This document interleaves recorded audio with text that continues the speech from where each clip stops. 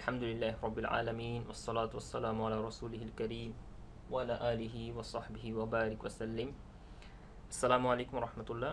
সম্মানিত ভাই বোনেরা, ইনশাআল্লাহ তাআলা আজকের সংক্ষিপ্ত আলোচনায় আমরা আরবি ভাষার পদ প্রকরণ বা শব্দের শ্রেণী বিভাগ বা যেটাকে আমরা ইংরেজিতে পার্টস অফ স্পিচ বলে থাকি সেটি নিয়ে আলোচনা করার চেষ্টা করব। তো প্রতিটি ভাষারই আমরা জানি যে পদের শ্রেণীবিভাগ রয়েছে বা শব্দকে বিভিন্ন শ্রেণীতে ভাগ করা যায়।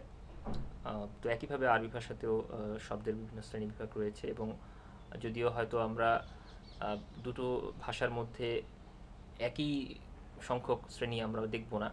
আমরা যদি বাংলা ভাষার দিকে দেখি তাহলে হয়তো কিছু সংখ্যক বেশি শ্রেণী দেখব আরবির থেকে, কীভাবে ইংরেজিতেও আমরা কিছু বেশি দেখব, বাট আরবিতে তুলনামূলকভাবে অনেক কম শ্রেণী রয়েছে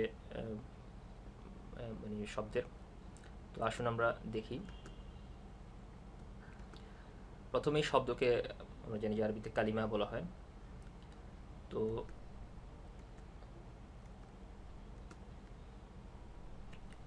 তো এই শব্দের মূলত তিনটি ভাগ রয়েছে বা তিন ধরনের শব্দ আরবিতে রয়েছে। মোটা দাগে যদি আমরা বলি, প্রথমে হচ্ছে ইসমুন বা নামবাচক শব্দ, যেটিকে আমরা বাংলাতে হয়তো বিশেষ্য বলে থাকি, আবার ইংরেজিতে নাউন বলে থাকি, বাট অ্যারাবিকে এটা শুধুমাত্র নাউন বা বিশেষের মধ্যেই সীমাবদ্ধ থাকে না, এটি আরও কম্প্রিহেন্সিভ। ইসমুনের মধ্যে আরও অনেক কিছু শামিল রয়েছে। এর পরবর্তীতে আছে হচ্ছে ফেলুন বা ক্রিয়া, যেটিকে আমরা ইংরেজিতে ভার্ব বলে থাকি। বেসিক্যালি যার মধ্যে মানে ভার্ব হচ্ছে এমন কোনো শব্দ যে শব্দের সাথে হচ্ছে যে কোনো একটি জামান বা কোনো একটি সময় কাল যুক্ত রয়েছে, যেটি ইসমের ক্ষেত্রে আমরা দেখি না। পরবর্তীতে আমরা দেখছি হারফুন, অব্যয়। বাংলায় আমরা অব্যয় বলে থাকি, ইংরেজিতে বলা হয় পার্টিকেল।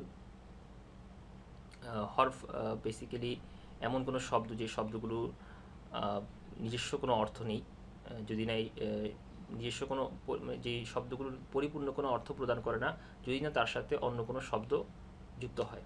অর্থাৎ কোনো একটা ইসম যদি আসে আগে পরে, বা কোনো একটি ফেল যদি আসে, তাহলে বা অন্য কোনো একটি সেন্টেন্সের মাঝখানে যখন একটি হার্ফ আসে বা একটি বাক্যের মাঝখানে যখন একটি হার্ফ আসে, তখনই মূলত এটি একটি পরিপূর্ণ অর্থ প্রদান করে। এছাড়া এটি একটি পার্শিয়াল অর্থ প্রদান করে। তো ইসমুনের মধ্যে আমরা যেটি দেখতে পাই যে ইংরেজিতে আমরা নাউন, প্রোনাউন, অ্যাডজেক্টিভ, অ্যাডভার্ব এগুলোর বিভিন্ন আলাদা আলাদা ভাগ দেখি। অর্থাৎ নাউন আছে, প্রোনাউন আছে, অ্যাডজেক্টিভ আছে, অ্যাডভার্ব আছে, কিন্তু ইসমুনের মধ্যে এই সবগুলোই চলে আসে। অর্থাৎ অ্যারাবিকে প্রোনাউন যখন ব্যবহার করা হয়, যেটাকে আরবিতে দামির বলা হয়, সেটিও ইসমুনের অংশ। আবার যখন অ্যাডজেক্টিভ ব্যবহার করা হয় সেটিও ইসমুনের অংশ, যেমন সিফা। অথবা যদি মাফুল আসে, অ্যাডভার্ব, সেটিও আমরা এখানের মধ্যে মানে ইসমুনের মধ্যে আমরা মানে শামিল পাবো। ভার্বের ক্ষেত্রে শুধুমাত্র আরবিতে যেভাবে ভার্ব রয়েছে, বাংলায় সেরকম ক্রিয়া রয়েছে, এবং ইংরেজিতে আরবিতে তেমনি ফেলুন রয়েছে। এটা মূলত একটি প্রকার। হারফুনের ক্ষেত্রে আমরা যেটি দেখতে পাই, ইংরেজিতে আমরা প্রিপোজিশন, কনজাংশন ব্যবহার করে থাকি। বাংলায় হয়তো অব্যয়ের ক্ষেত্রে প্রায় হয়তো 13 প্রকারের অব্যয় আমরা দেখব। সম্বোধনসূচক অব্যয়, আদেশসূচক অব্যয় বা বিভিন্ন ধরনের অব্যয়ের আমরা কথা শুনেছি। তো সব মানে অব্যয়ের সাথে প্রিপোজিশন, কনজাংশন এবং বাংলায় অব্যয়ের সাথে হরফের সবচেয়ে কাছাকাছি মিল পাওয়া যায়। যদিও সকল অব্যয় কিন্তু যেগুলো বাংলাতে অব্যয় হিসেবে ব্যবহৃত, সেগুলো আরবিতে আমরা যদি কনভার্ট করি তাহলে সবসময় হরফ হবে না, কখনো কখনো ইসম হয়ে যায়।